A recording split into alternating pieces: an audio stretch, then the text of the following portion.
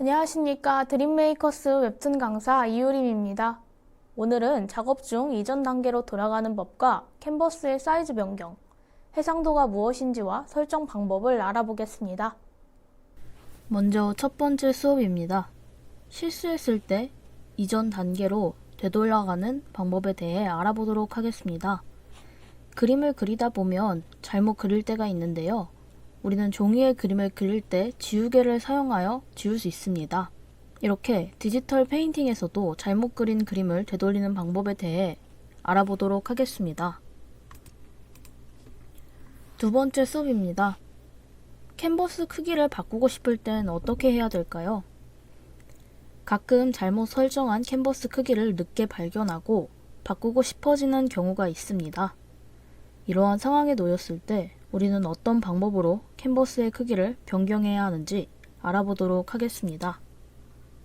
세 번째 수업입니다. 해상도란 무엇일까요? 그림을 그릴 때 캔버스 크기와 함께 해상도 설정을 하는데요. 해상도 설정은 무엇이 중요한 것인지, 해상도 설정이란 그림에 어떤 작용을 하는지 알아보도록 하겠습니다. 마지막으로 해상도 설정을 잘못 설정했을 때 어떻게 해야 되는지 알아보겠습니다. 첫 번째 수업입니다. 실수했을 때 이전 단계로 돌려봅시다. 실수했을 때 어떻게 해야 이전 단계로 돌아갈 수 있을까요?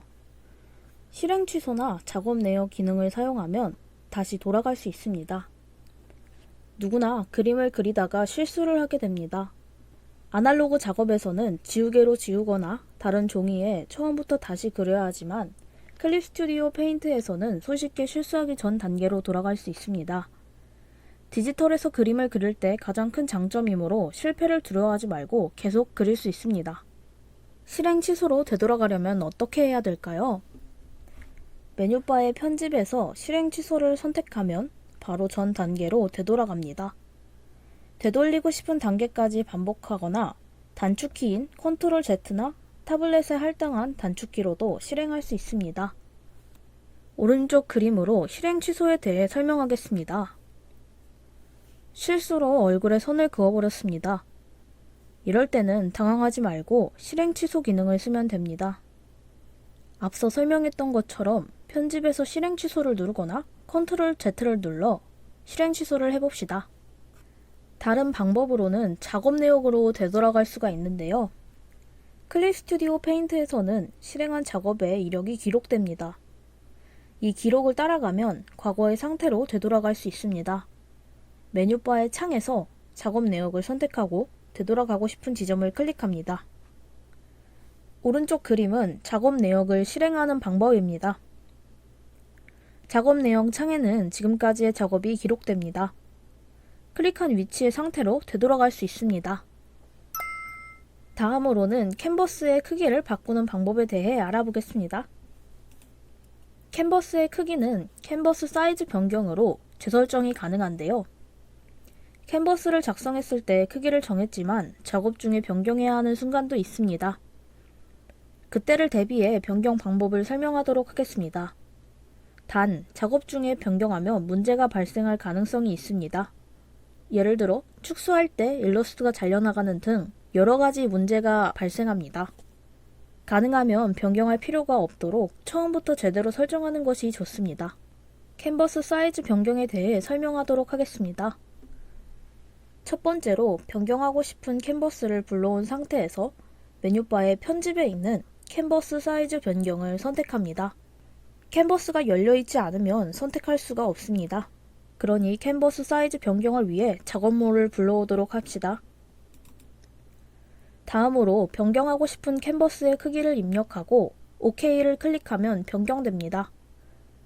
현재의 크기보다 확대했을 때와 축소했을 때의 처리가 다르니 주의해야 합니다. 폭과 높이의 수치를 입력하고 단위에서 단위를 선택해야 합니다. 캔버스를 중간에 축소할 경우 현재 그리고 있는 일러스트가 잘려나갈 수가 있습니다. 반대로 캔버스를 확대할 경우 확대한 부분은 격자처럼 되고 이 부분은 투명한 상태로 표시됩니다.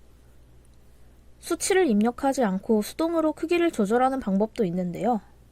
수치를 입력하지 않고도 바운딩 박스를 직접 드래그해서 변경할 수 있습니다. 그림을 보면서 크기를 변경하고 싶을 때 추천하는 방법입니다. 캔버스 주위에 8개의 점이 나타납니다.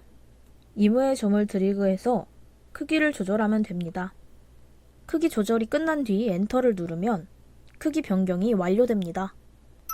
다음으로 계속해서 나오고 있는 해상도에 대해 설명하도록 하겠습니다. 해상도란 무엇일까요? 쉽게 말해서 해상도란 이미지의 밀도라고 보시면 됩니다.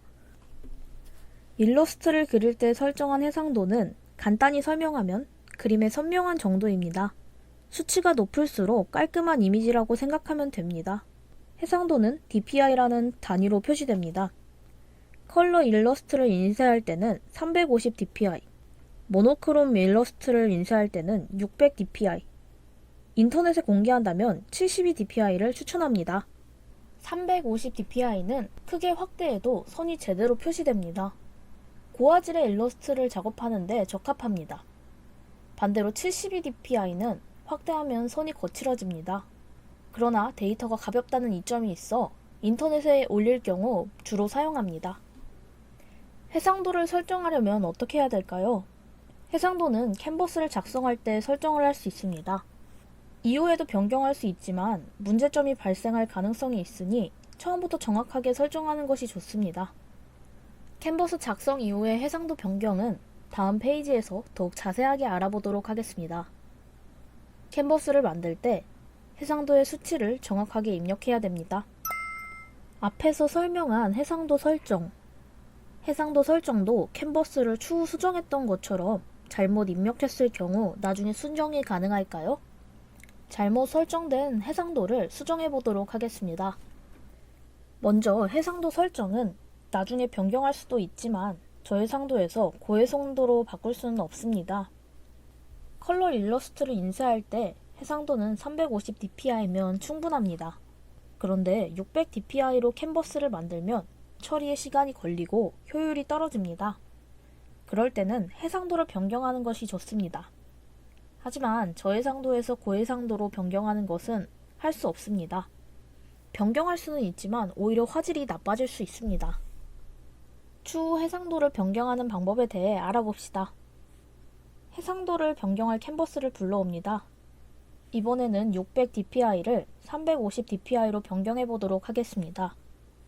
해상도가 높은 것 자체는 문제가 없지만 작업 시간에 영향을 주는 만큼 수정할 필요가 있습니다. 컴퓨터가 딜레이 되거나 프로그램이 느려져 작업 속도가 효율적이게 나오지 않습니다. 다음으로 메뉴바의 편집에서 화상 해상도 변경을 선택합니다. 화상 해상도 변경 창이 표시되면 해상도의 수치를 350으로 입력합니다. OK를 누르면 해상도를 변경할 수 있습니다. 앞서 설명했을 때 저해상도에서 고해상도로 변경은 할 수 없다고 했는데요. 고화질을 저화질로 변경할 수는 있지만 저화질을 고화질로 변경할 수는 없습니다. 따라서 낮은 해상도로 그린 그림을 고해상도로 변경하려면 다시 그려야 됩니다. 그러므로 해상도 설정에 주의할 필요가 있습니다. 오른쪽 예시 그림은 저해상도를 고해상도로 바꾼 예시입니다. 해상도를 높인다고 해서 그림이 저절로 깔끔해지는 일은 거의 없습니다. 오늘은 실수했을 때 이전 단계로 되돌아가는 방법들, 추후 캔버스 크기를 바꾸는 방법들, 해상도란 무엇인가와 처음에 잘못 설정한 해상도를 추후 바꾸는 방법에 대해 알아봤습니다.